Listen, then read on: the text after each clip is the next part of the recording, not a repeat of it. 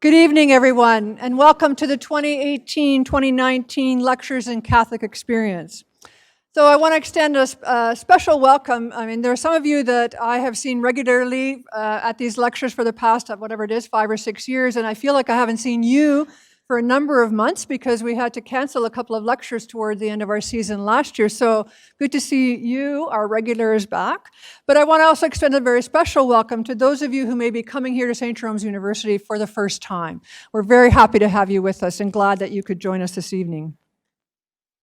I want to begin by acknowledging that we are on the traditional territory of the neutral, Anishinaabe, and Haudenosaunee peoples. The university is situated on the Haldimand Tract, the land promised to the Six Nations that includes 10 kilometers on each side of the Grand River. We give thanks for the privilege to work and live on this land, and we are committed to building respectful relationships with Indigenous people and communities in order to enhance our knowledge and learn how we can have an active role in reconciliation. My name is Christina Vanine, and I am coordinating the lecture series this year. May I ask you, if you haven't yet done so, whatever electronic device you have with you, that you put it on some kind of mode where it won't show up on our video recording this evening in our live stream. Please and thank you.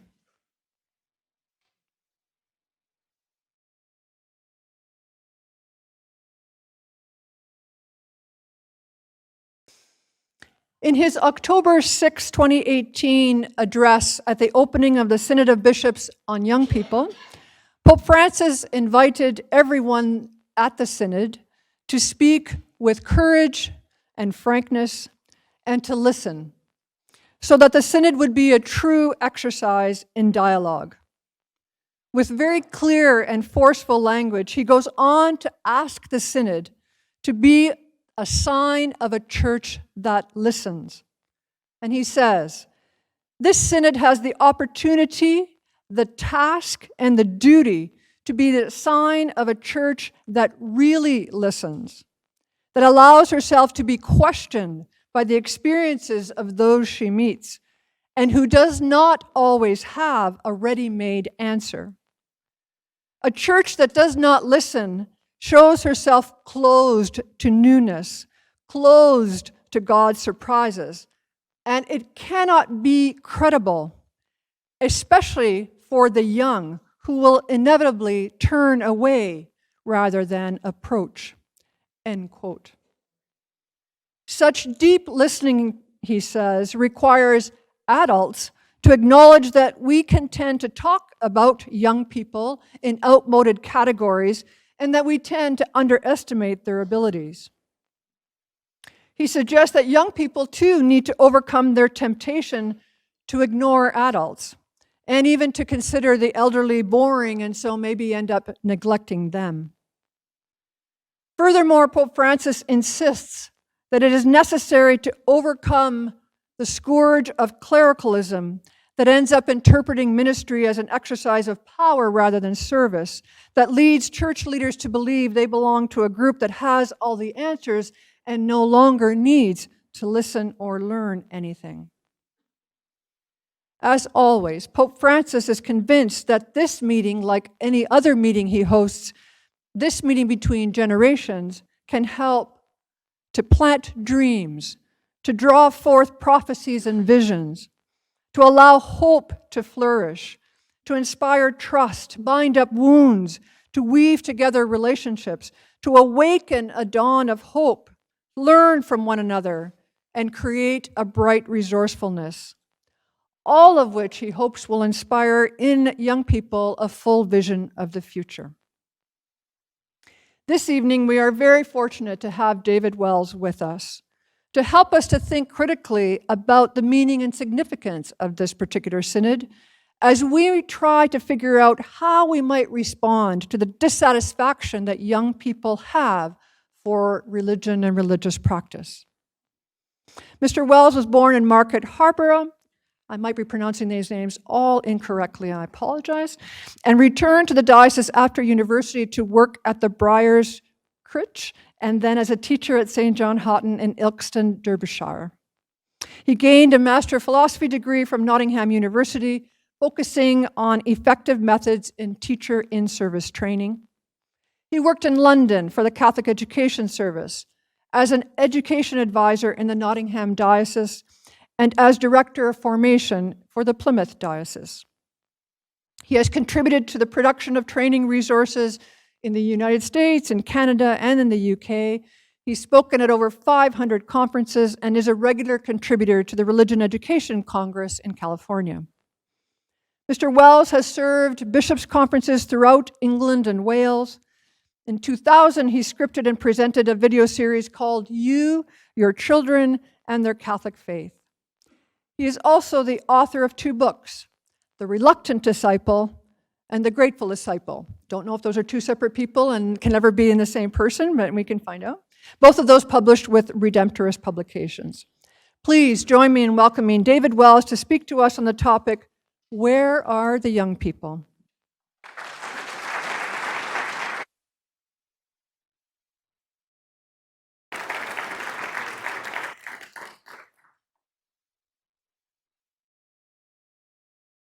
Thank you, Christina. Thank you for coming. It's Friday evening, and you're here, and I've come a long way, but I already feel grateful, and gratitude is a genuine thing here. Thank you for resisting the temptation not to come. Yes, you did. We haven't got long. This is an issue that's bigger than we're going to have time to explore. But we're going to explore it with a little bit of joy, genuinely, because this is a problem. And my life, it turns out, I didn't plan this. Sometimes, for those of us who've got a few years behind us, it's kind of nice sometimes to sit down and say, so what turned out to be the story of my life? And I think this is the question that I've devoted my life to. I'm not saying I've perfected the answer, but it turned out that the question of my career was, can what matters to me matter to someone else? Have you ever noticed how the most important things in life often turn out to be the things we talk about least? And have you also noticed how evangelization might be hardest in our own homes? And so if you're here on the premise that you've brought a loved one in your mind, a son or a daughter, a grandson or a granddaughter, or you're just mindful that there are young people in your life and you're wondering, can I affect them in such a way that they would begin to feel the things I care about? Well, that's what we're here about tonight. I'm not going to solve that problem, but we're going to grow, God willing, in a little bit of wisdom together. Is that all right? Yeah, you don't care really, do you? So I understand that. So I need you to meet my family for a minute. I'm going to keep my eye on the clock, but I'm going to try. You just need. And I've learned over the years, I can't speak without them. They're going to speak to you tonight as well, through me a little bit. And you see Alison at the back, my wife. Emily is 20. She's sitting on the top there, and the 2 boys, Matthew and Sam. And they're us. And they're the apple of my eye. I loved them before they deserved it. You know that's true, those of you who are parents. I remember when Sam was born, the one in the white T-shirt there, he's our oldest, he's 24.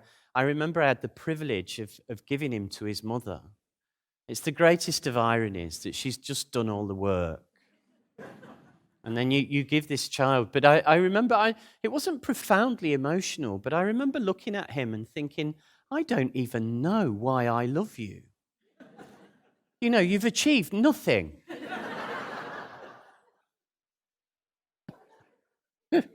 Except you've upset my wife. Now, just a couple of comments that are quite important because they're going to go, in a minute, we're going to go into some quite painful work. But if I may begin just by saying this isn't important. I shared this with some of the administrators I've been working with over the last 2 days. You know, it goes a little bit like this. I was privileged. Christina mentioned it in the introduction. I found myself in front of 10,000 people in a basketball arena in Anaheim, speaking to the Religious Education Congress there. When you speak to a lot of people, you get spotlights, and so you can't see anyone, and you're speaking to darkness. I mean, for all you know, everybody's left the room. And I'm standing there talking to darkness. And then I have my phone on the lectern, and the phone is telling me the time so that I stick to time. And I notice that a text pops up. And I realize that I'm being live streamed for the first time in my life. It means that people from other parts of the world are now watching me, and I get this text. And I hope you understand this when I say this to you. It just pops up and it says, Dad, Matthew in the black t-shirt, Dad, we're watching you. Yeah. Now, I need you to come with me a little bit, Canada, because it goes a little bit like this. It's kind of like suddenly your worlds are colliding. It's you're being spied on at work by the people who love you. Do you know what that's like? It's very strange because it's the next text that matters. And in the strangest of ways, I'm going to illustrate why later on. Because the next text that pops up is about 2 minutes later, and it goes, Dad, you're an idiot. Now, if I can just say, that's important, and it's important for a reason. Occasionally people will say, does your wife ever come with you to these talks that you give? And I say, are you kidding? She's my wife. If she was here tonight, honestly, she would be sitting at the front and she would be looking at me with the way she looks. After the lecture, she would say to me, when are you going to listen to your own talk, you hypocrite? Now, there's a reason that that's important. And it goes a little bit like you get found out at home. You know that, don't you? And then we have this painful moment when the people you love and you cherish and you care for and you nurture might reject the very things you hold dear. And then what does that do to you? So it's very tempting to look at a picture like that and go, oh, what a lovely family.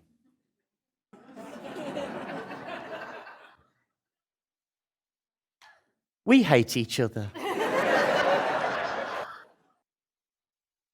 We don't really. I'm just joking.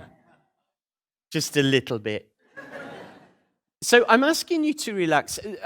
The last slide will have my email address on it. For anybody who wants the slides, I'll just send them to you as a PDF. But here's the point. If you want to write, if it helps you to write, please do. But don't imagine you've got to remember any of this if you want to hold on to it.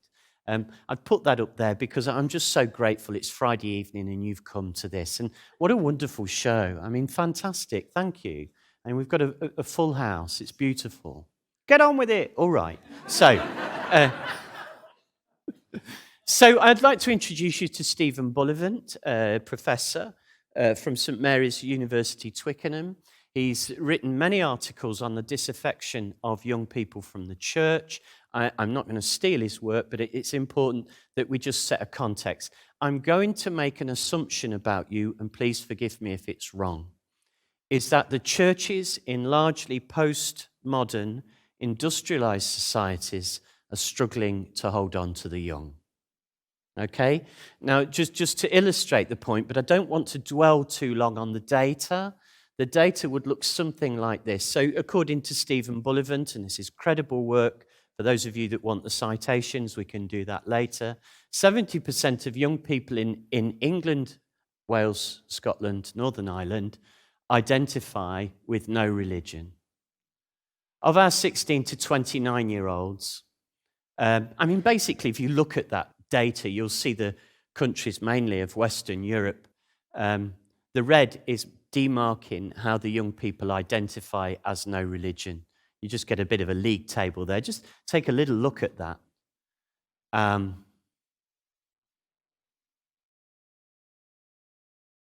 So what you're really aiming for is to reduce the red sections.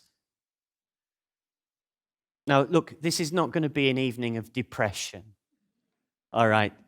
But that's not good news up there for Europe. Now, I can't make assumptions about Canada. Maybe it's just a good idea to look at what's happening to us. 59% of young people in the UK never attend a religious service. I'd be curious to know what the data is here. But my suspicion is it's likely to be heading in the same direction. Now, if there's any crumb of comfort here, if it's happened in your family, it can't be your fault.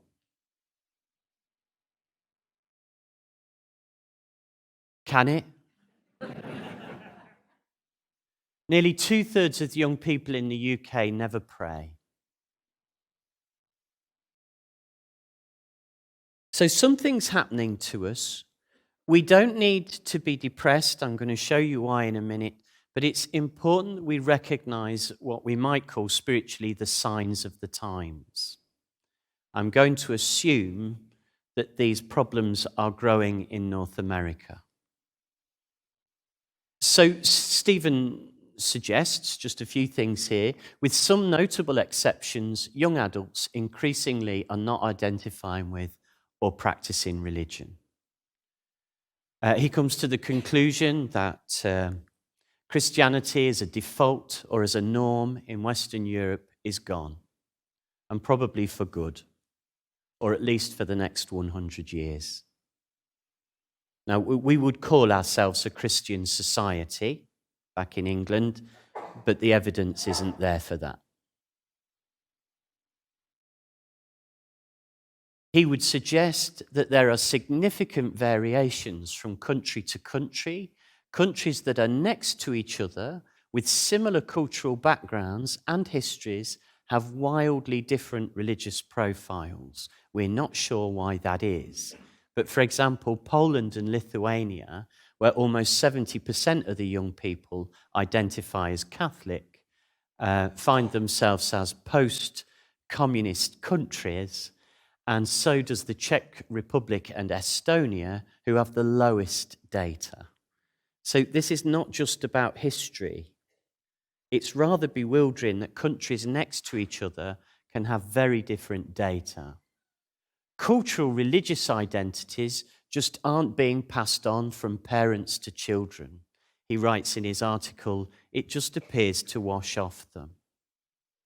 It's as if we're struggling to hand on the baton to the people we love the most. And lastly, the trend is towards smaller churches, but the people left in them will be highly committed. That's what the trend appears to be in Western Europe. I'm not going to do lots of data tonight, but I also want to, forgive me, I'm not suggesting I'm introducing you, but similar research had been done in the USA. And again, the dynamics of disaffection. I won't go into all this with you, but just very briefly, you might be interested to find out from Bob McCarty's work, the majority leave before the age of 21 with a median of 13. We're now in the USA. The majority leave before the age of 21 with a median of 13. Now, forgive me, for those of you who are parents for a minute, I'll tell a story about this at the end, but my son was 14 when he first asked me. He plucked up the courage.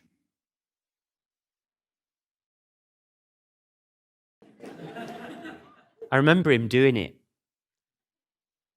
Dad, his fists were clenched. Do we have to go? I said, what do you mean? He said, you know, to church. Now, according to me, he'd done quite well getting to 14. Scandal was not one of the primary causes identified in the USA for the disaffection of young people from the church. that took the researchers by surprise. I think this next bit's really interesting. A sense of not belonging. Does anybody really care? Do they know that we care about them? Turned out to be the highest performing data. In other words, I go to church and I'm not sure whether anybody cares whether I'm there or not. Now, the irony there is we care deeply. So how have they picked up the perception that they're invisible? So, has anybody here, I mean, you can dare, if you like, to raise your hand. Nobody's watching except me. Has anybody here ever taken somebody to Mass who's never been before? Oh, that's exciting. Just the two of us then. No, I'm kidding. There were more hands than that front row. There were quite a few. But you know, when I took my wife to Mass for the first time, we were in our early 20s then. We were just dating. And you know something, I was beginning to think, I really love her. And I was beginning to think, I'm going to ask her to marry me, I think. And I thought, you know something? I needed to come to church because I needed to meet. She knew who I was, but I needed her to meet the Christian. I didn't want her to say yes or no to my proposal, only to discover she knew only half of me. So I took her to Mass with me. Have you ever done this with somebody who's never been before? And then you're experiencing it through the eyes of someone who knows nothing. When we got in the car after Mass, we're driving away, and she said nothing.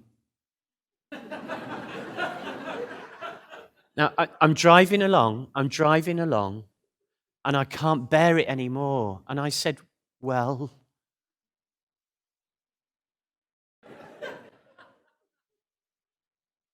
what did you make of it? She said to me, if you ever take me there again.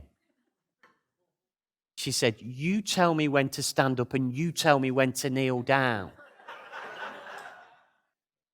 Now, there's an interesting point there that's being echoed in this data, and it goes a little bit like this. I thought we'd get in the car and have a conversation about transubstantiation.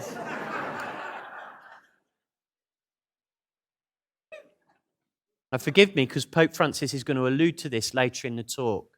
The first time you walk into a church, you need the smile of the person sitting next to you. It's enormous. Little bit of advice for parents in the room from chapter 5 of Amoris Laetitia. Here's a piece of advice from Pope Francis for you parents and grandparents.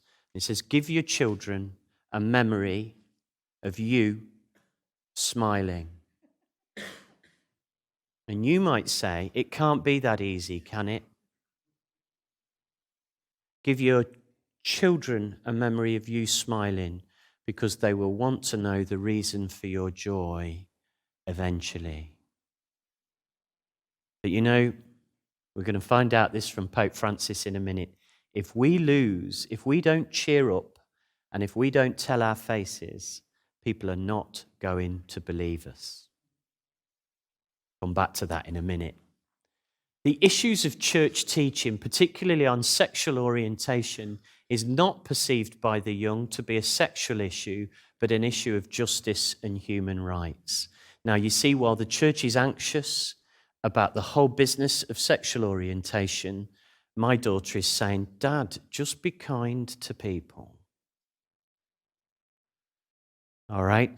So my daughter, who is 20, she's not concerned about sexual ethics. She's just saying, will you just include people? So we're almost not even having the same conversation. Confusion abounds about the relationship between the Bible and science amongst young people. This is very proliferate in the research. And lastly, our young people, according to Bob McCarthy, are sitting on the big theological issues. Why do I hurt? Why is there suffering? Am I loved? And who cares about me? And it appears, at least to Bob McCarthy, that they're not finding the answers at church.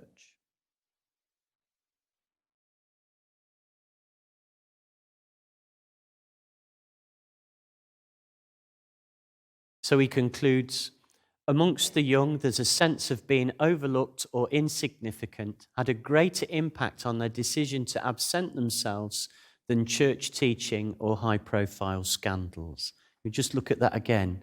For them, a sense of being overlooked or insignificant had a greater impact on their decision to absent themselves than church teaching or high-profile scandals. And lastly, young people are sitting on huge theological issues about their significance, whilst, at least to them, the church doesn't appear to be answering them. I just wonder if that might be true.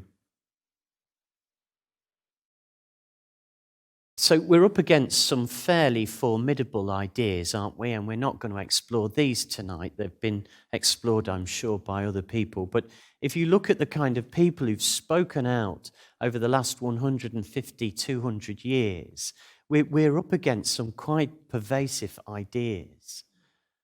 People who are saying that to offer young people religion is simply to manipulate them.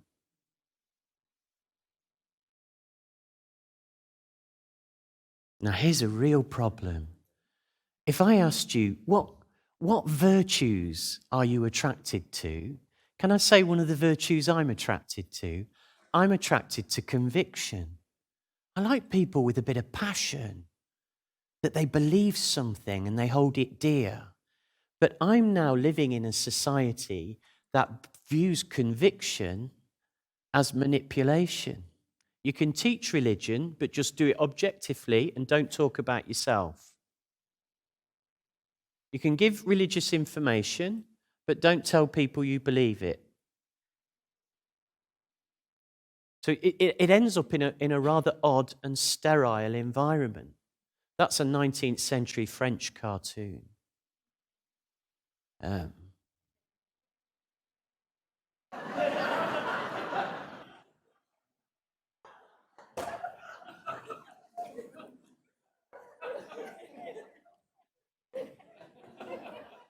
I mean, can I just ask you, have you come out yet as a Catholic? No, I mean, it's surprisingly difficult. I mean, just think about it for a minute, because it's not as simple as it sounds. Now, this is not a homophobic remark. It is not. But when my daughter was she was 18, final year of formal education in school, we call it A-levels. It's the qualifications you need to get into an establishment like this. And she was in a small group studying philosophy and ethics. And one of the group, a young lad, came out. He declared his sexual orientation. And because he told the group and he confided in them that he was gay, he received a round of applause and their encouragement. When my daughter did the same thing about being a Christian, she got sneered at. Now, that's not a homophobic remark. I'm not suggesting he shouldn't have had some support for his courage. What I'm saying is, what has happened now is that to be in a Christian minority, or indeed any religious minority now, is to be seen as, what? Really? You believe in all that? It's a kind of passive persecution. You've got to be pretty strong now to be under the age of 30 and show religious conviction. You've got to be pretty strong. And then this happens. Do you understand a stag do? It's what in our culture, it's what men do before they get married. So they go out with their friends. But the perception now in the UK is religion is pretty odd. So here's a group of young priests going out to a pub, and they got kicked out of the pub because the landlord thought they were in fancy dress and on a stag do. I'm just saying, it's almost as if religion is seen as a little bit kind of curious and odd. And so surely you're in fancy dress. So does this research mirror your experience? And what are we to do about it? I've got 25 minutes left. So we're going to have a quick look at this, because Pope Francis is speaking to these issues and in his exhortations. So just briefly, the first thing, and I'm just going to suggest 3 or 4 items from him in response to what appears to be this decline. The first is, if you read his documents, you know that he tends to discuss things as though pathologies have crept into the church, things that haven't helped. So just look at how he writes this. This is in Amoris Laetitia, his document on the family. He says, we need to be humble and realistic, acknowledging that at times the way we present our Christian beliefs and treat other people has helped to contribute to today's situation. Now, this is the line I love. It goes all the way back to Augustine, and it says we need a healthy dose of self-criticism. Now, can I just say, we're not about to feel worse about ourselves. This is not you're a bad parent, or you're a bad parish priest, or you're bad people. It's not that. It's simply, is it possible that pathologies, that we're not quite at our best, that somehow we need to take a step back and just say,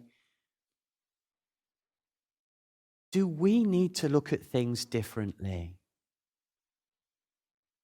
Okay, have you ever stood at church? This is not hypocritical. Have you ever stood in a religious place and thought, I think it was meant to be better than this? Alleluia, alleluia.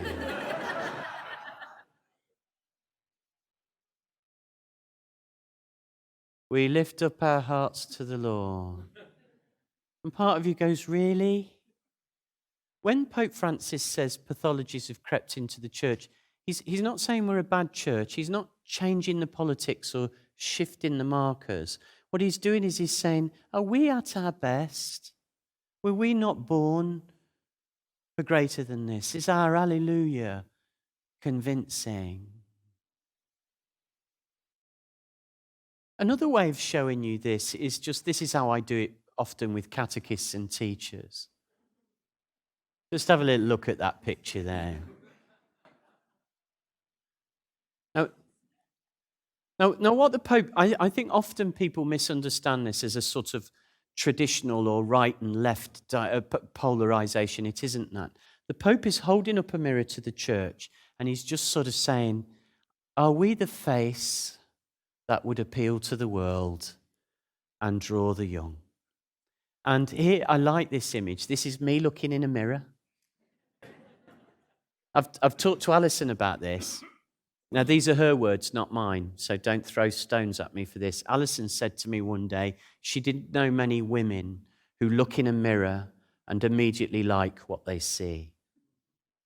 But she also said she didn't know many men who look in a mirror and don't like what they see.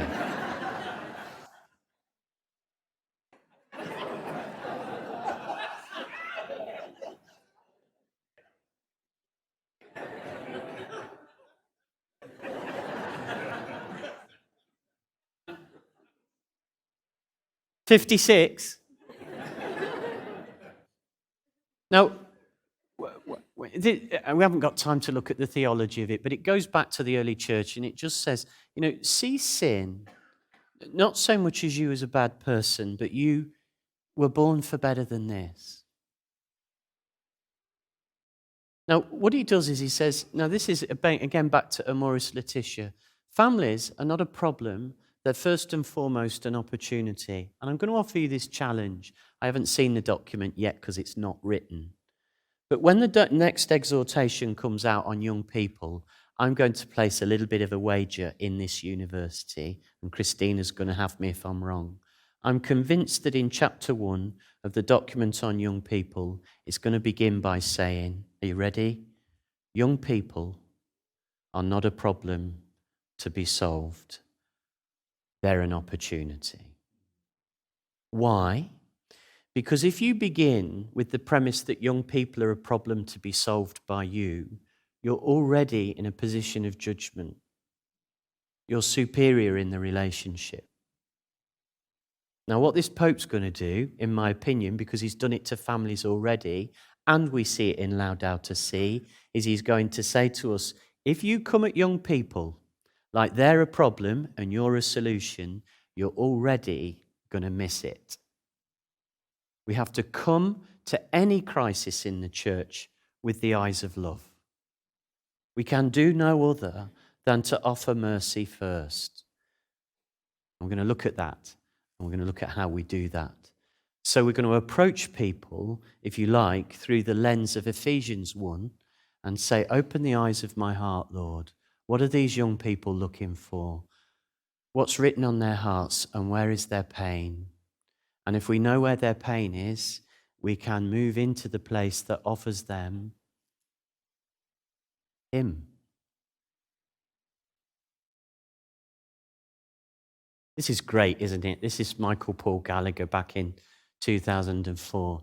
Discernment means sharing that conversion of disposition of St. Paul at Athens and being able to recognize smoke signals of hope rising from what may first seem like a burnt-out desert. Canada, forgive me, don't lose heart. It's going to have a happy ending. There's no point approaching this any other way. Note to self, right? If you approach young people anxious and disappointed, you're already in the wrong place. Now, here's the thing. I had 6 weeks of knowing that my dad was dying. Some of you lost people suddenly. I had time with him. And I said to my dad, of all the things you taught us when you were alive, soon you won't be. You tell me what you want me to hear when you can't tell me anymore. And he took my hand and he said, Dave, he said, don't take yourself too seriously. And then he added, you're going to die.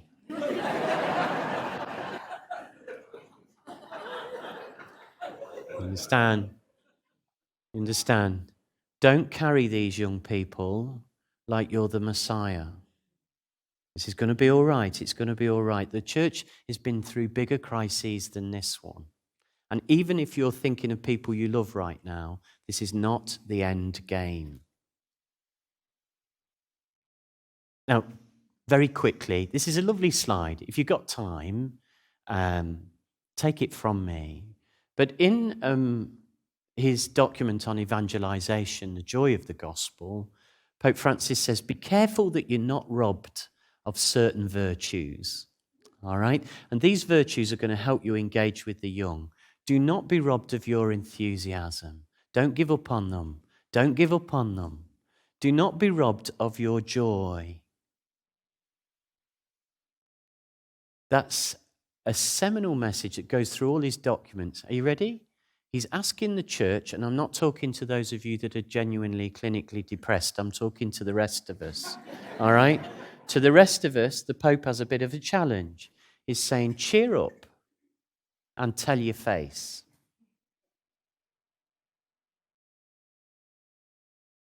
Why would he call a document Rejoice and Be Glad? Why would he call a document the joy of the gospel? Why does he mention joy 109 times in his first exhortation? Because we were meant to wear the smile of the gospel on the outside. So people will ask you for the reason for your hope, and you will be ready to give an account for it, won't you? Don't be robbed of optimism. Can I just ban a phrase? I don't know whether it's ever been said in Canada, but where I come from, sometimes I meet people and they say to young people, are you ready? They say, these are the best days of your life. Now, can I ban that, please? Firstly, it's not true. And secondly, have you any idea how depressing that is? If you think your life's bad now,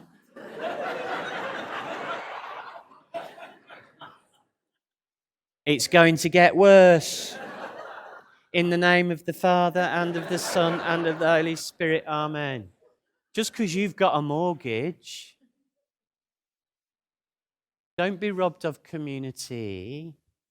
I love the papal preacher, Raniero Cantamalessa, who preached famously to Pope Benedict, if you don't know what to do, church, keep going to meetings. Pentecost happened at a meeting. You don't know what to do, keep going to meetings. Don't denigrate them as talk shops. Go to meetings. Don't be robbed of a story that is bigger than you. Don't be robbed of the idea that these young people are your brothers and sisters. Don't be robbed of your commitment to them. Pope Francis is saying, do you know what's going to work with these young people in the next era? The millennials will be converted, not by arguments, but by virtues. It's a primary homily of Pope Francis. I'll tell you what will bring young people back to the church if we cheer up and rediscover our joy. But if you think you're going to get young people or your own children to Mass by convincing them what it means, that's a good thing to do, but argument is not working with millennials. They've got to see your virtue. They've got to meet charity. They've got to meet compassion. They've got to meet mercy. They've got to meet the virtues. And by the way, this goes all the way back to the Desert Fathers. If you go after one virtue, you'll get them all. Did you know that? It's buy one, get one free. Look at how he writes this. I love this. I love this. It's a kind of summary of Evangelii Gaudium, but it goes, this is in Evangelii Gaudium 168. Now notice the juxtaposition, fabulous theology, and it goes, rather than experts in dire predictions. Have you met any experts in dire prediction? Do you know any? No, just me then. Experts, rather than experts in dire predictions. And the next one, dour judges bent on rooting out every threat and deviation. Have you met any of them? I call them the semicolon police. We should appear as joyful messengers of a challenging way of life. Now, for Pope Francis, if you read and listen to his homilies, you will notice this is a consistent message. The way to reach our millennials is through virtue. Notice it's joy that will compel them to ask you for the reason for the hope that's within you. Now you understand why he says, give your grandchildren a memory of you smiling, because long after you're gone, they're going to want to know where you got your joy from. And there is the door to evangelization, and the Holy Spirit will send someone else. I started praying a long time ago, Lord, I think you gave me these children to love, but will you please put in their lives the people who are to evangelize them? Have you come across the work of Ollie Gibbs? I was sharing this with the administrators. Just enjoy this for a minute. I am keeping my eye on the time. Ollie Gibbs, this is not a religious website, but what he's done is he's designed an app because he's asking the world to rediscover its smile. And he started with the classics. And forgive me for the classicists in the room. I know this is vandalism. But take a look at this picture and then take a look at it when you see what Ollie Gibbs has done.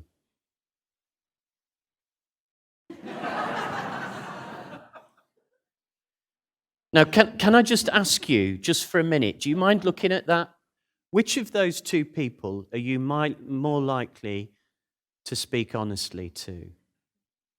About your life, about your pain, about your hopes, about your disappointments.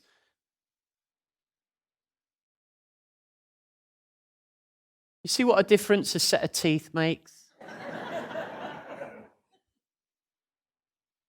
She was in every class I ever taught.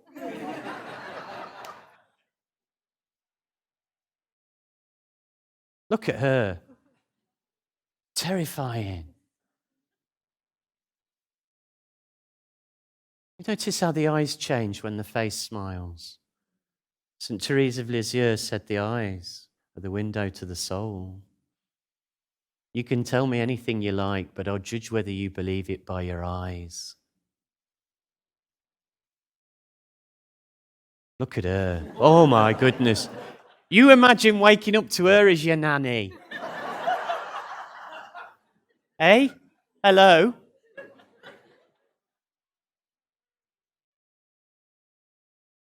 Notice the transformative power of joy. And even the master himself, the painter, gets the treatment.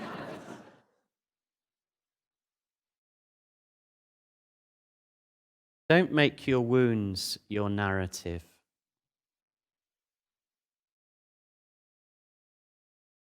You know, one of the most depressing things for me back home, I love my country.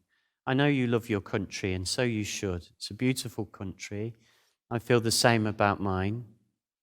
But, you know, one of the things we've done is we've turned our narrative the wrong way up. The most popular narrative in England now is the words, I'm very busy. You say, how are you? And the reply is, I'm very busy. And then you reply and you say, how are you? And the other person says, well, I'm very busy too. And then you enter into a who's busiest contest. It's took me 56 years to discover that nobody really cares how busy I am. And the two groups who suffer when I'm busy are the people I love and the poor. Take another look at chapter 10, Luke's Gospel. I'm sure that the priest and Levite were not bad people when they walked past the man in the ditch, but they might have been in a hurry because they were busy. Sometimes I feel the church is too busy for the young.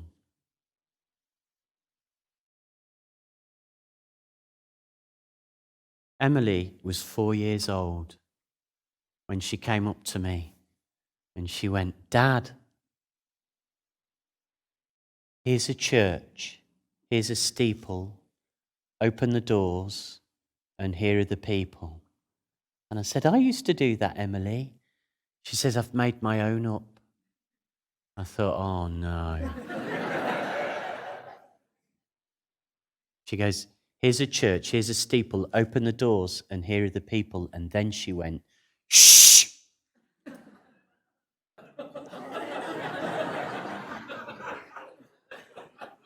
Yes, go with it, go with it. By the time she was 4, I believe that she has a divine origin and an eternal destiny. I believe that God gave her to me to love. She's not mine. By the time she's 4, I've taught her that the primary message of the Creator is to sit still and be quiet. Now ask yourself, what is that going to do to her 10 years later? And by the way, this is not a liberal agenda about come to Mass on roller skates. It's not what I mean. What I mean is, what happens to your joy if you think that your holiest is you being sensible? What will happen to the young you?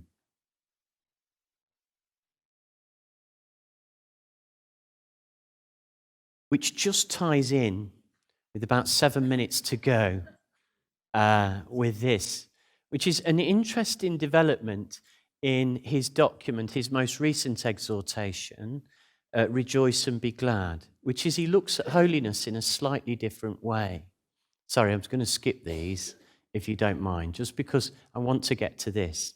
Do not be afraid of holiness, he's saying. Now, this is not interesting. Can we just stop there for a minute? We've got a pope saying, don't be afraid of being holy. Now, that's worth an evening. Don't be afraid of being holy. Then he goes on, it will take none of your energy, your vitality, or your joy. You see, he's speaking to a world that thinks that holiness is to be shushed.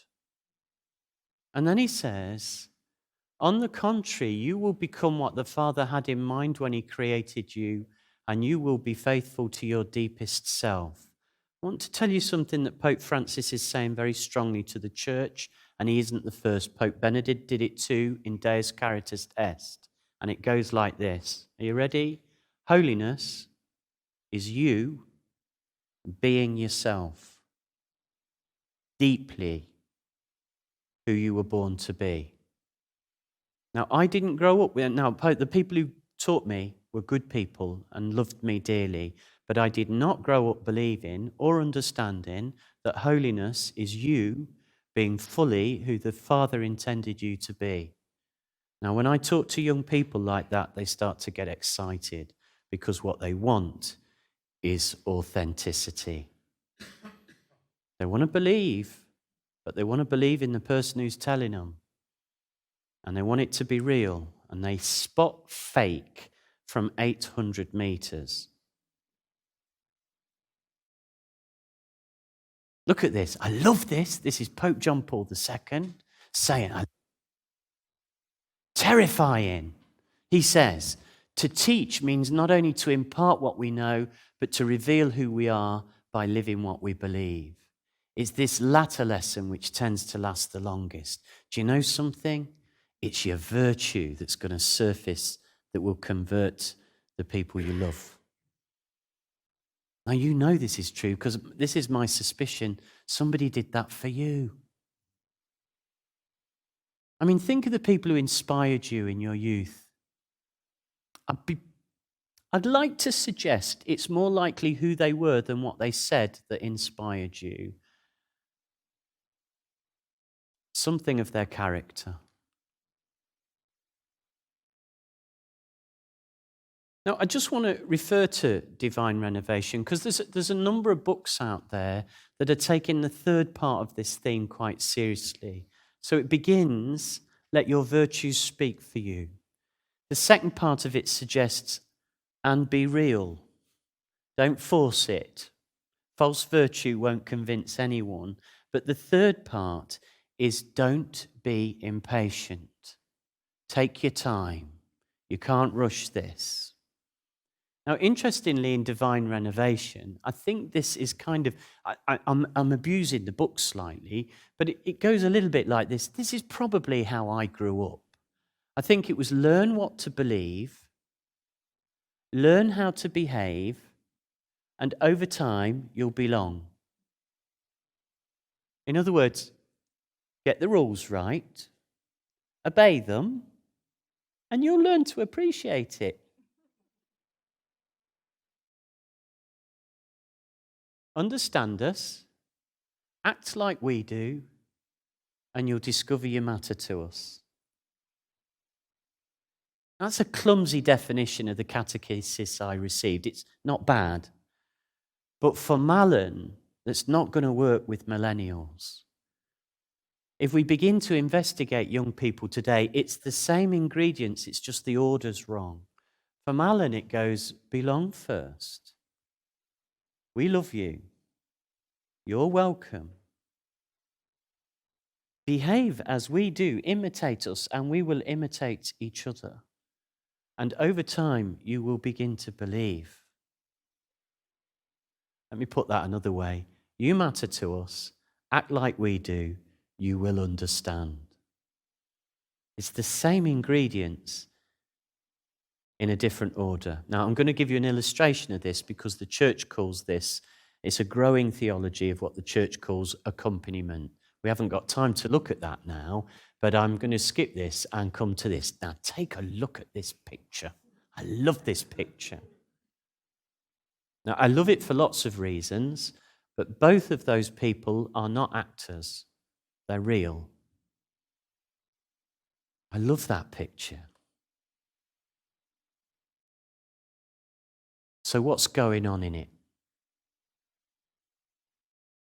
This is a series that went out on the BBC, Channel 5, back at almost a year ago now, called Bad Habits, Holy Orders.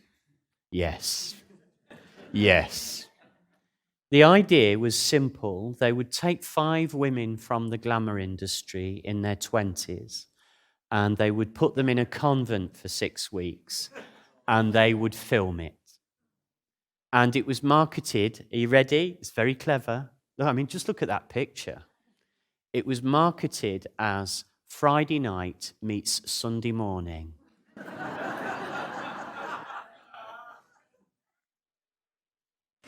Now, the editors are not bad people.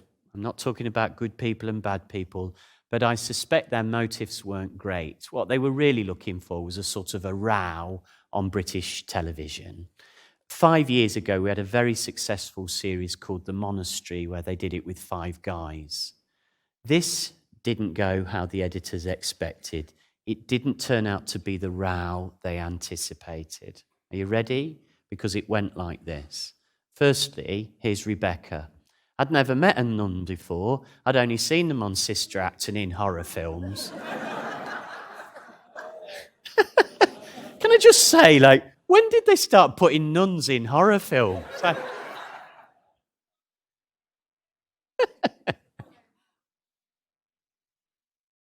And there they are. They're now in the television series. Now, credit to the editors that when the program didn't deliver what they expected, they still broadcast it, because actually, for people of faith, it did something else. Now, it's not a wonderful television series. I wouldn't say go on iPlayer and look it up. It's not great, but there was some moments of pure beauty in it.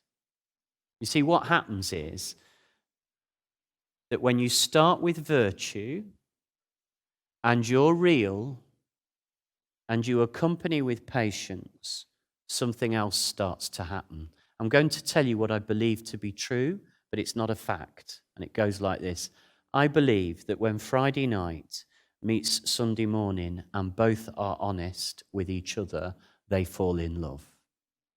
As a metaphor. The divorce between Friday and Sunday begins to show up the artificial distinction. There's joy in those religious people, and there's depth in those young women. There's a Sunday morning in those young women, and there's a Friday night in those old ladies. Do you see what we do? We categorize each other, we stereotype each other, and we lose each other's dignity. This is just gorgeous. It's Gabby Ryan, 21. Look at her. Gabby Ryan, 21, from southeast London, who tells emotionally of a transformation. Gabby is a lingerie and suggestive nudity model with over 20,000 Instagram followers. Ditching makeup and selfies inside was painful. Her penance was showing the nuns her modelling photos. I was petrified they'd judge me, she said quietly. Instead, they told me I was beautiful. But I didn't need the makeup and I didn't need the poses. And you go, there it is, right there. Gentle, loving patience will prove in the end that your dignity is not determined by people staring at you. Now, I'm just saying, that's the notion of accompaniment. It doesn't look at the end game. It simply sees people as an opportunity to move them one step at a time, shoulder to shoulder, by the exercise of the great virtues.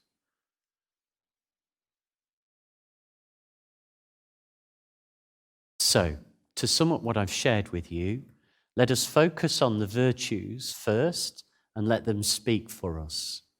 Let us focus on honesty and authenticity. Knowledge won't work on its own. Thirdly, accompany, one step at a time, stay patient and keep calm. The church is not about to die.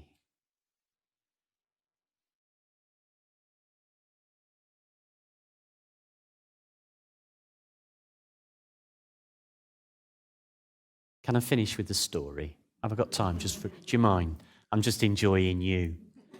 Because you're still awake.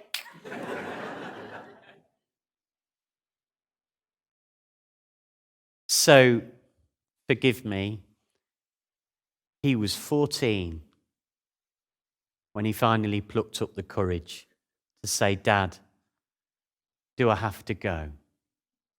And I looked at him and I said, why are you asking me that now? And he said, well, Dad, they've invited me to play for the Firsts, rugby. And they play on a Sunday morning. And it's either church or sport. Church or sport, folks, and you're 14. Church or sport. Shall we just convert this story and pretend it was hockey? Church or hockey? So there's two answers. Are you ready? You know there's two answers. The first answer is, son, I love you dearly and I love the church. And the churches hold us together, and it's been the thread that's run through our life. And if you cut your dad in half, it would say Catholic.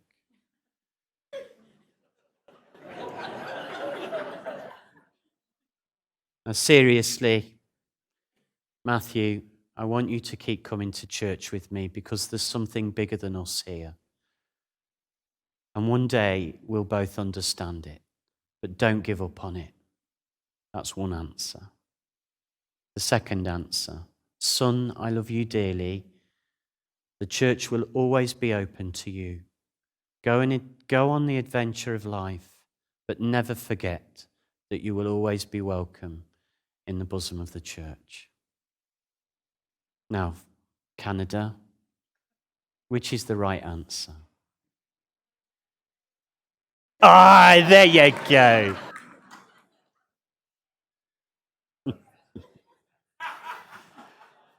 Did you hear that? So I said to him, son, you're fortunate you're a Catholic. You come with me on a Saturday night and I'll go to rugby with you on a Sunday morning. But here you go. You ready? Here you go. This is not a criticism. We would start to go to Mass on a Saturday evening, 6:30 p.m., Exmouth, England. I'm just sharing with you this. This is not a criticism. 6:30 p.m. Mass in my parish on a Saturday night is not exactly...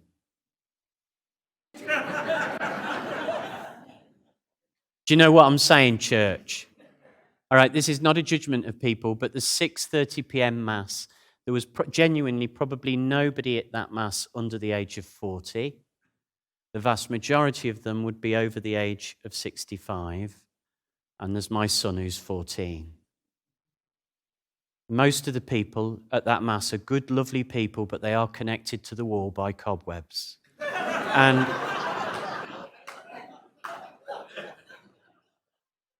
Right, now, they're good people. I'm not judging anyone. Do you understand? They're thinking of introducing music any year now. And so you're there with him, but part of you is at pain with the poverty of it. You know, it's not that anybody's bad. It's not that anybody's going to hell. It's just tired. And then this happens. I go to pick him up at the rugby ground, all right? And I see him over there with his mates, and I put the window down in the car and I whistle. And I said, Matt, it's 5:30. We're going to...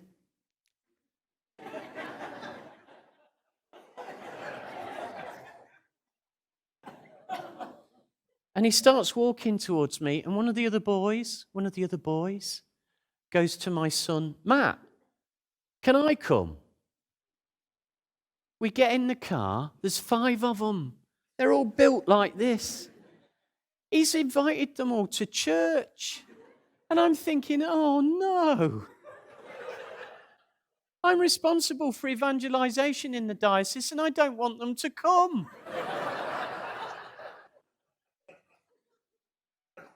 He's 14 and he doesn't want to go and he's inviting everybody. We're driving towards the church and I realize, now please don't misinterpret this, I realize I'm embarrassed. And I had to think about this. Where does my embarrassment come from? And I realized that it came from the same place as the embarrassment I felt when I started to date girls and bring them home. Because you have to understand, in our house when I was growing up, on the wall in the kitchen was a big picture of the Sacred Heart of Jesus. That's very hard to explain.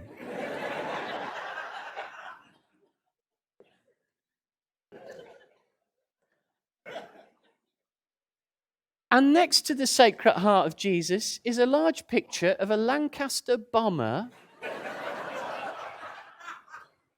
because my dad liked aeroplanes. Now you try explain that to your girlfriend. Jesus and a weapon of mass destruction. And then we'd go into the lounge, and my dad, whenever I brought anybody home, thought it was hilarious to stand in the corner with a lampshade on his head. Just to embarrass whoever I brought home. Now here's the thing, right? Go with this. I love my family. But they can embarrass me. I discovered I had the same relationship to the church. I love my church. It partly defines who I am. It's been a rock, but it's also fragile, inclined to eccentricity. It can be tired. Sometimes it can be rude. Sometimes it can forget to smile. Sometimes it can take the wrong things too seriously.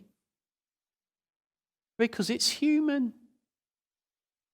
I'm taking these lads to mass, and I'm thinking, what are they going to make of it?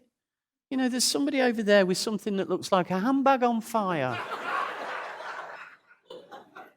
Now, don't miss it. I'm not ridiculing it. I'm going, imagine that when you've never seen it before. And the point of the story is this, that when he got confirmed, we get confirmed when we're 14, 15. When he got confirmed, the entire rugby club came to church because they'd seen in my son something they recognised that meant something to him. And I was the one who was missing the point. Okay, don't give up on the young. We know we're not going to do that, but let's be smarter. Let's remember that virtues can speak loudly for us. Number one, cheer up and tell your face. Nobody is ever convinced by you when you're miserable. Number two, focus on honesty and authenticity. Don't force it. Be real, be real, be real. People are hungry for integrity. I need to believe in you. And number three, accompany one step at a time. Don't rush this. If your grandchildren are not going to church, love them first. Mercy first. Accompany first. Don't argue over the end game. They'll get there. That's a suggestion that I find in reading the Pope's exhortations. Now, forgive me, it's time for you to talk. So, do you mind, just with the person next to you, just for a couple of minutes, would you mind just saying to the person next to you, he's right, you know.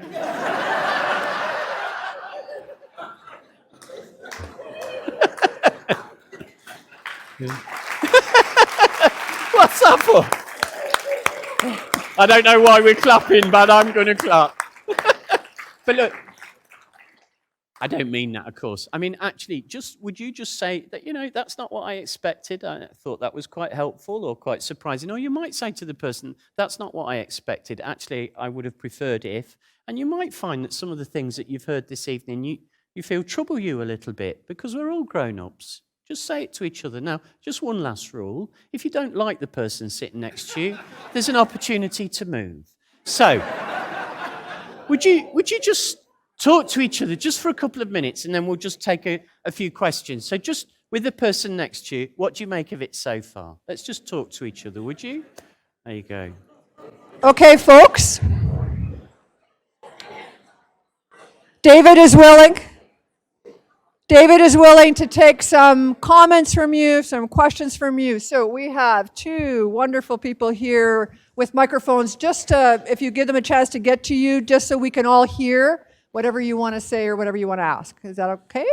So we're ready to go. And we'll do this for about 15, 20 minutes, and then David will be available. Oh, I'll give that information later. No, let's just do this.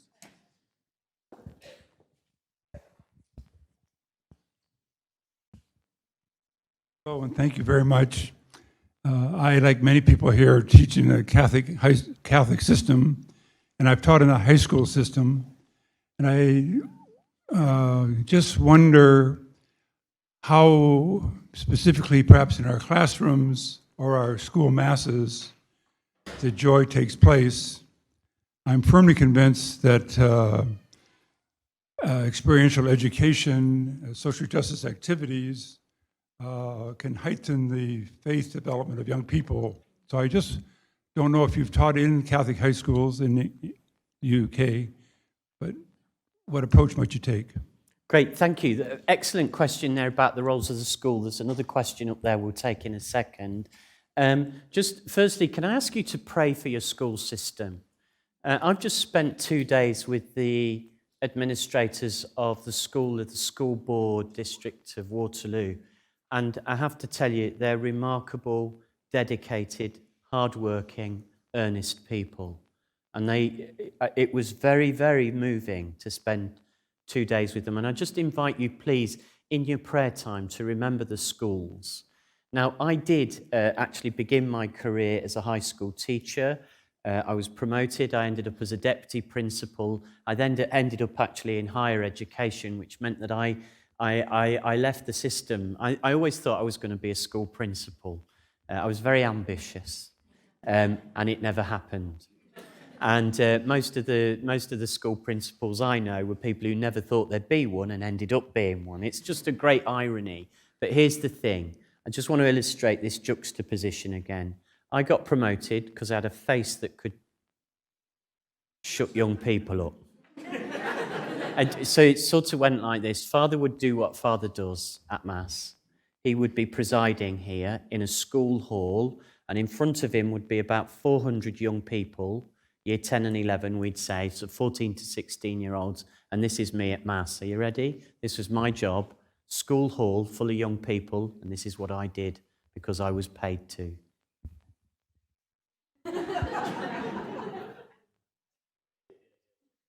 Anybody who got the finger of mine during Mass, it meant you, after Mass, you're dead.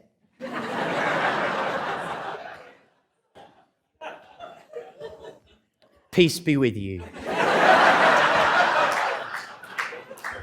Now, just ask your church. It's not going to work. Now, don't misinterpret me again. This is not about coming to Mass on roller skates. This is not about doing it, behaving how you like. But what happened is that I would often communicate that the most anxious hour of the week turned out to be Mass. All right, now that's going to do something over time.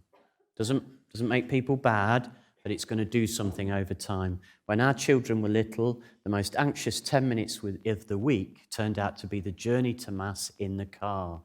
And I remember my son, when he was about 10, going, "Oh, Dad," we pulled up outside church, and he went, "There's people in suits.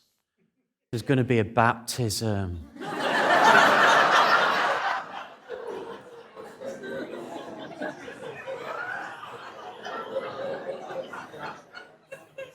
It wasn't meant to be like that, was it?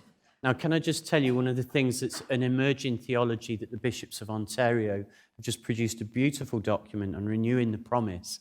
And inside that document, their exhortation to the church in Ontario is this: see your schools as an accompaniment. During the most difficult years of your life, the Catholic Church is providing a safe place for you to grow in dignity from adolescence into adulthood. And the biggest concern is that we have our schools staffed by teachers who understand how to accompany young people on a journey in faith. And there are staff in our schools that do a tremendous job.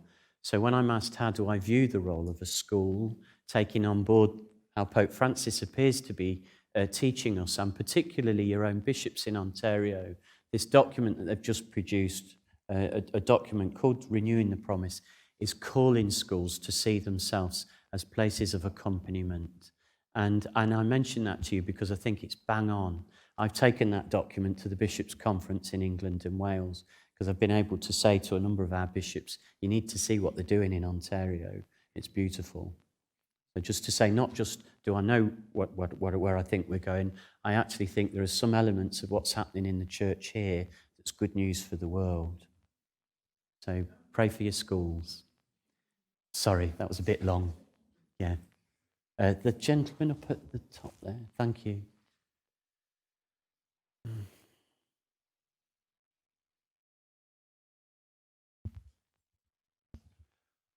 First of all, a very interesting talk. Thank you. Specifically, where are the young people? My question to you is, do you find that there's a difference between young people attendance, I'll say, in the mainline churches versus the non-denominational in our area?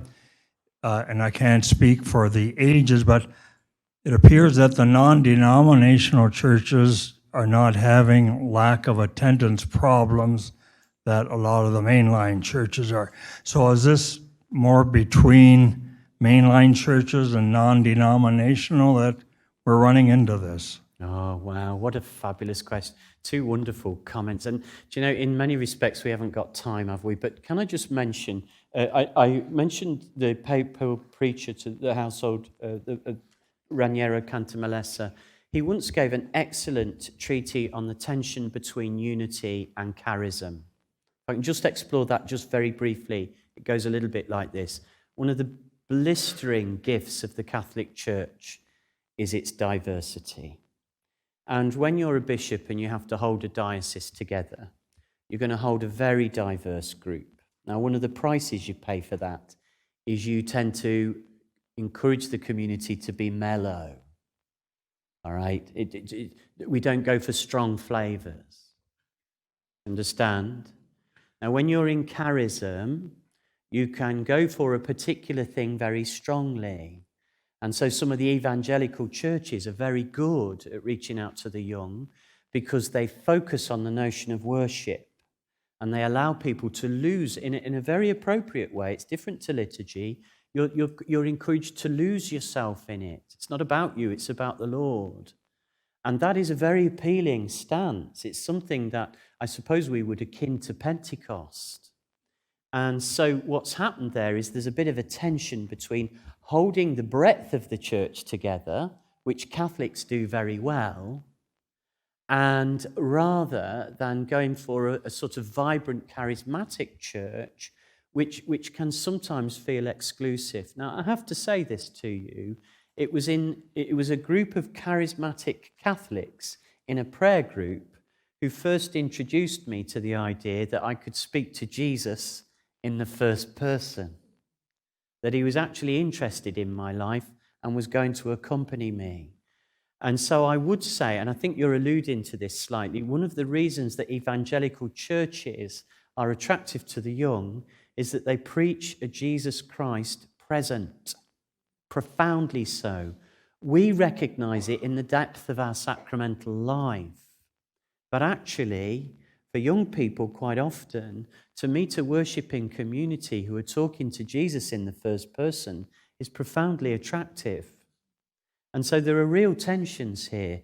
I would say that we have a lot to learn from evangelical churches, and we shouldn't be afraid of what they offer us. But we're we're a big church, you know. It's kind of precious. And the part of its preciousness is its diversity. But sometimes the victims of that are the young. Okay? You can be a victim of that in a sense. We all want the young people to come back, but on our terms. You know, you can come back, but don't you be... You know, I've met it, really. I'm sure you have, you know. You can come back, but we're not singing those songs. And you go, well, is that really the starting point? You know, if you're not convinced of this, get to your parish church this weekend and without permission, move a statue. Yeah. You'll start a fight that goes all the way to Rome. You will. Oh, sorry, people are... Yeah. Thank you. I'm sorry I didn't answer your question adequately. My question is kind of an extension of his. Good. Okay. What I'm wondering is non-Christian religions like Buddhism or Hinduism, are they losing their young people? And if not, why not? Oh, okay. In England, the data appears to show that the Muslim community in England and Wales is not losing its young people at the same rate. But don't forget, our histories are different, and so are our cultures.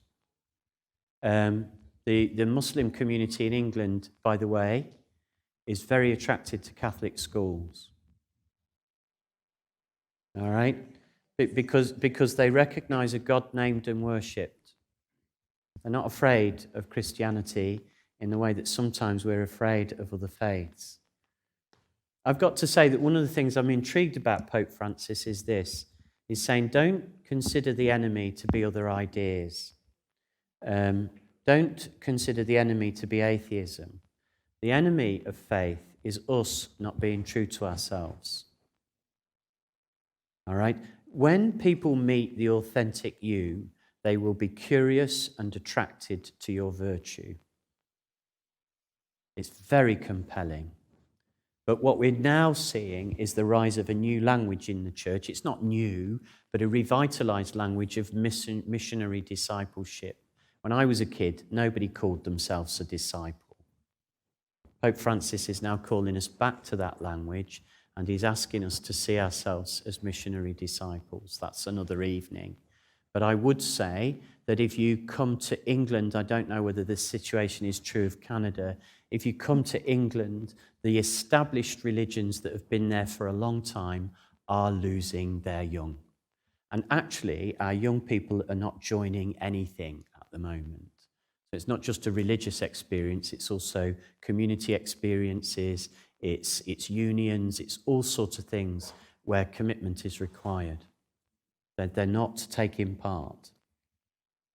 So I don't know what that means. The only exception to that in England and Wales at the moment appears to be the Muslim community. Yeah. There's a question at the back there. So,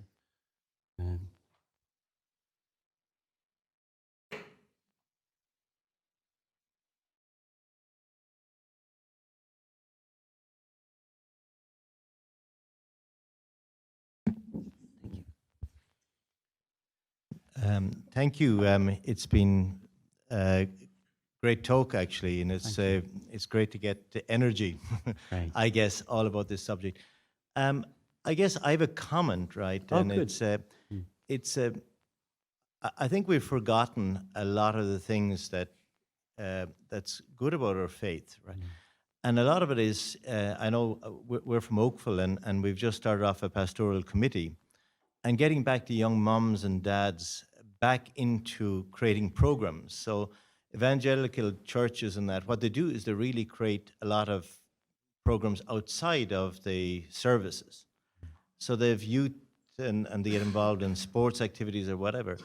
And I think if you want to bring back the youth, there's lots of little things you can do. You can have a movie night, for instance, right? And and I'm sure a lot of those things. And I think that's where we have to start, getting the youth, the young kids from a very early age back into the church and understanding what it is, and all the joy that's there. And once we start doing that, I think we're going to reverse a lot of the things, because we're aimless at the moment a little bit. So it's just getting involved more as individuals and getting the youth, the younger parents involved, and bringing their kids in and starting the whole process again, right? So this is one thing I like is the end game. What's the end game here? And thinking of what's the end game, and we've all been there with our own kids and trying to force them in that tense moment going to church and all of that sort of stuff. So I think it's what's the end game here, getting them to enjoy it and talking about, I know in my own case, I used to go with my grandparents, and the big part of that was we used to go for an ice cream after church, right? And for us, it was thinking of that ice cream, right, which was huge. So that brought us along, and of course, you go along the journey. Anyway, so I think it's all of us here. It's not lost. It's a great faith, and it's just getting involved at a very for the youth, getting them back into the church. And I think all this, a lot of stuff that is facing us that we feel will dissipate. Thank you. Thank you, and thank you for reminding us. There's a lovely line in Amoris Laetitia that echoes what you've just shared with us. This Pope Francis speaking, he says, the greatest of truths, this is really liberating, the greatest of truths can be taught by the smallest of gestures. The greatest of truths can be taught by the smallest of gestures. Don't underestimate your power. Don't underestimate your power. You can do remarkable things, and you can do them with small gestures, actually, and thank you for reminding us of that. I love the idea that the end game turned out to be an ice cream. That's fantastic. I thought you were going to say salvation. But there you go. That's lovely.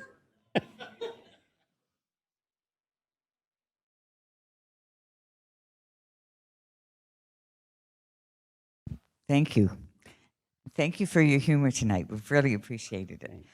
Mine is such a serious question. I feel badly asking it. My greatest challenge in raising my family, I was doing really, really well for a long time until they got an education. Okay? They started thinking for themselves. Exactly. If this and they learned about the Inquisition. They learned about the Crusades. They learned about the history of popes and those that were married, and then their son became the pope, and then their whatever. And they've challenged me on all of. My son told me that there's been more horrible things done in this world by the Catholic Church than by any other organization, and I go. You know, so, you know, maybe I should not have sent them to further education. I just should have kept, you know, we were doing so well for so long. So, okay, it continues to be a challenge for us. What should I say to them? Oh, okay, that's... Oh, bring them to me. No, I didn't mean that. I didn't. No, I didn't.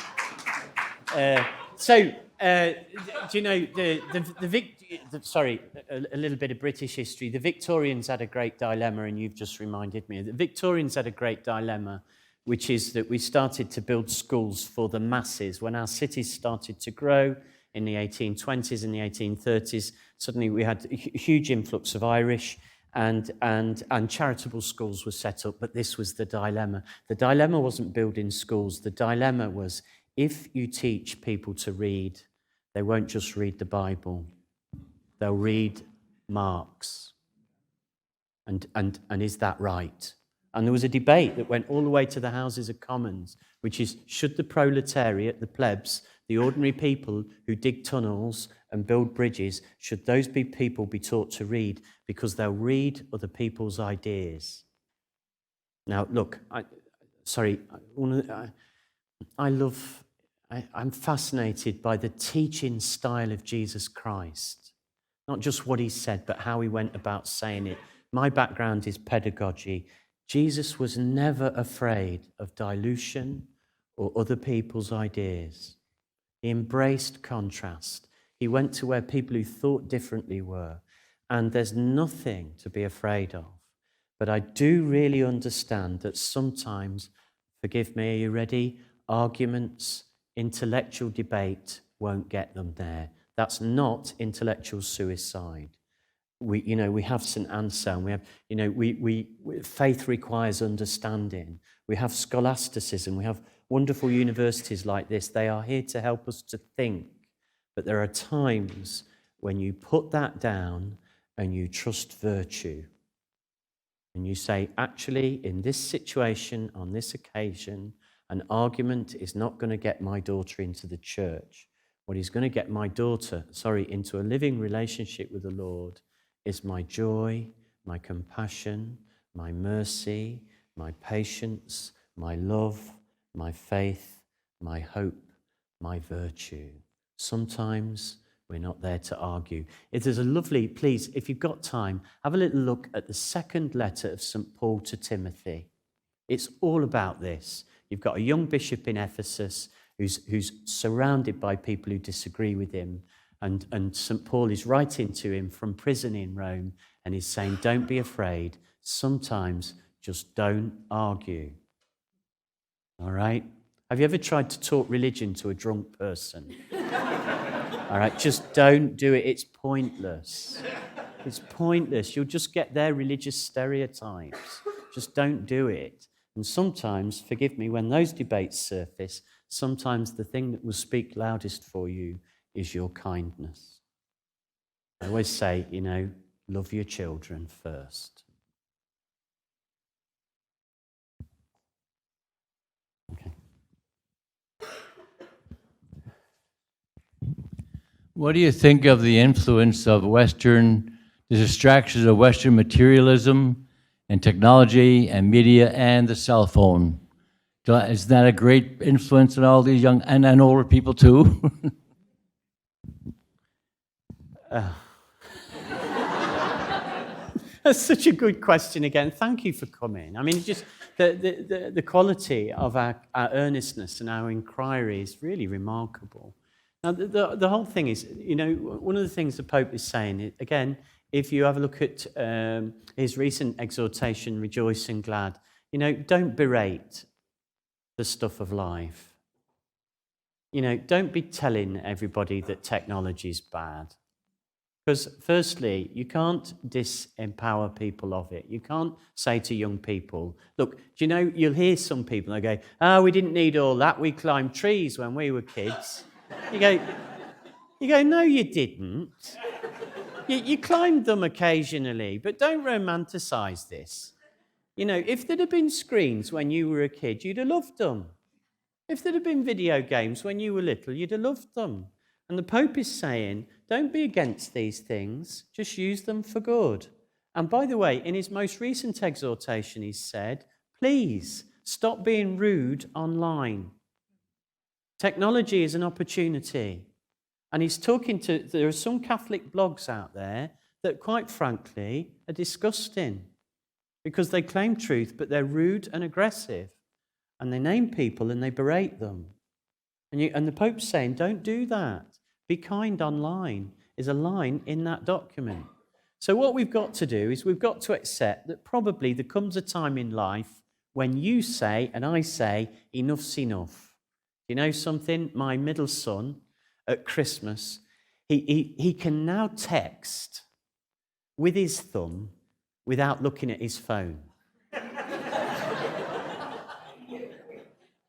So one of the things we say in our family is we don't have the phones at the meal table, right? That's one of the things we do. They're okay about it, but we just say, you know, when we eat together, we cherish each other. So we're not going to... And at Christmas, on Christmas Day,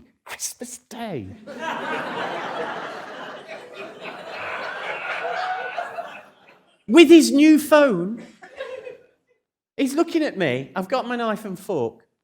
And he's looking at me, and I went, you're texting, aren't you?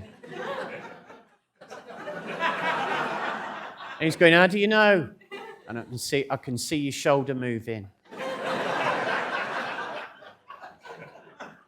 Now, I will say this. Please approach these issues with compassion.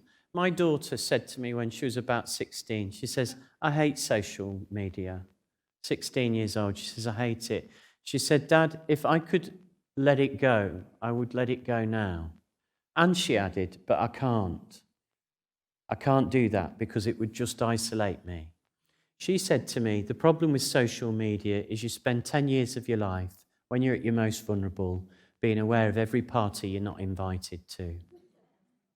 Now just think of that when you were 14, and don't berate young people for enjoying social media, but be very careful of the price that they're paying for it.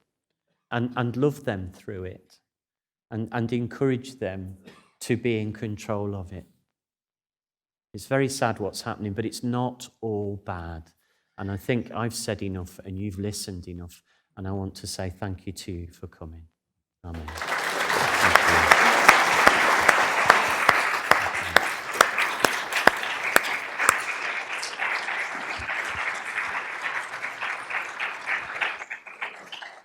I'm going to invite Richard Olson, who's a superintendent of education with the Waterloo Catholic District School Board, to come up and formally thank David on our behalf.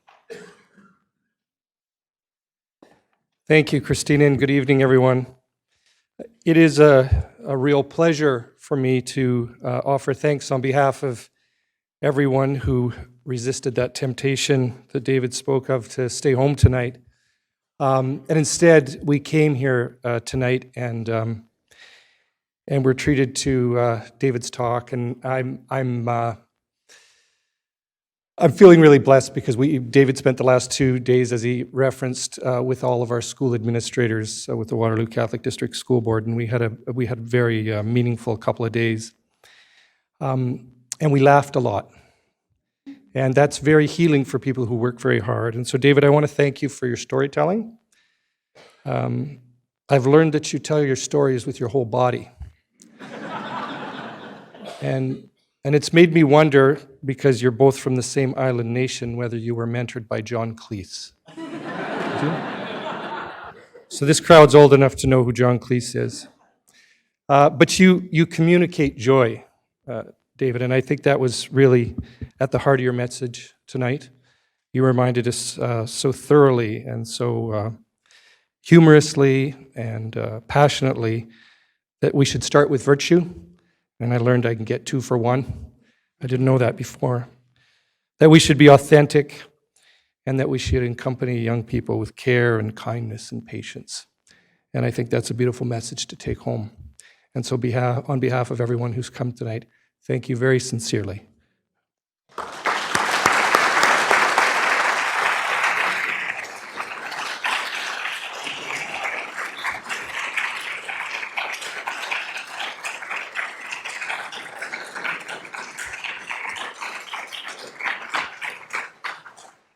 Thank you, Richard. Just a couple announcements before we head out the door. First of all, we send out regular emails about our upcoming speakers. So if you're not currently on our mailing list and you would like to receive information about both these lectures, but we have a lot of other events and different kinds of lectures, at the welcome table you can sign up there. So please feel free to do that. Every year we do present a program of speakers to the community, and we're able to do so because of the generosity of a lot of people who have donated to these lecture series. If you too would like to help to support, there's also some donation envelopes available to you at that welcome table. At a different table, you can go, and there are some wonderful fairly traded products available for sale. Still have some coffee and tea, some chocolate there that you can go. Our local independent bookseller, Wordsworth Books, is with us this evening, and so please make sure to visit their table. David's 2 books are there, and he's welcome to, he's open to going and meeting you there and signing books if you would like that, and another opportunity for some conversation with him one-on-one. The next lecture in Catholic Experience is going to take place on Friday, November the 16th. Dr. Heidi Kiwetinopinesik-Stark, who is a member of the Turtle Mountain Ojibwe and an associate professor with the Department of Political Science at the University of Victoria, is going to come and present a lecture with the title, Sacred Inheritance, Accounting for All Our Relations in Treaties. In her lecture, Dr. Stark is going to explain how, in bringing the crown into a treaty relationship, Anishinaabe leaders used these treaty forums to instruct newcomers, that is the settlers, on how to live with creation and how to understand the legal web of relationships that they would be entering into, the duties and responsibilities to creation that come with treaties. The next Bridges lecture is going to take place on Wednesday, November the 21st, and that lecture is entitled Movement Within Art and Math and Where It Takes Us. The lecture will feature Edward Berger from the Faculty of Mathematics at the University of Waterloo and Victoria Starr Varner from the Department of Fine Art at Southwestern University. The Catholic Community Foundation of Waterloo Region is celebrating its 40th anniversary this year. That organization provides grants for various programs and projects that are related to education and learning, to youth, and to address the needs of people who are facing barriers in our community. Please feel free to visit the welcome table for information about the foundation, and there you can also find out how to purchase a ticket to support their fundraising program, their Catholic Charities Lottery. The last thing I want to say is thank you. I'll share the same feeling as David with you. Thank you so much, all of you, for coming out to us this evening. It's good to have you, those of you that come regularly. Good to have those of you who've joined us this evening. Thank you in all the ways that you help to spread the word about the lectures that happen here at St. Jerome's University. I hope I'll see a number of you back here in November, but for now, safe travels home and good night.